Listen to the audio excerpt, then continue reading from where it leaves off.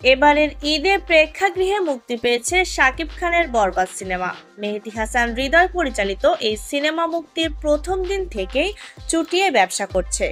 Single screen থেকে মাল্টিপ্লেক্সগুলোতেও দর্শকেরা বরবাদ দেখতে হুমড়ি খেয়ে পড়ছে।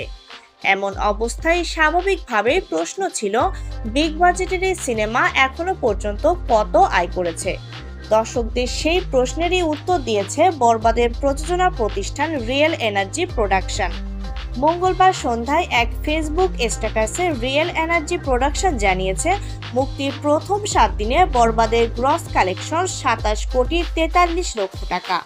তবে মাল্টিপ্লেক্স থেকে কত ও সিঙ্গেল স্ক্রিন থেকে কত টাকা আয় করেছে সে বিষয়ে আলাদা তথ্য দেয়নি। সবগুলো মিলিয়েই শাকিবের সিনেমার প্রথম সপ্তাহে আয় 27 কোটি টাকা, যেটা দেশের সিনেমা ইন্ডাস্ট্রিতে রেকর্ড পরিমাণও বলা যেতে পারে। 2023 সালের ঈদ উল আজহায় শাকিবের প্রিয়তমা এক মাসে 27 কোটি টাকার টিকিট বিক্রির খবর প্রকাশ করেছিল। মাত্র 7 দিনেই বরবাদ সেই সাফল্যে পৌঁছে গেল। সে হিসেবে বরবাদ ইতোমধ্যেই ব্লকবাস্টার সিনেমারও খেতাব পেল।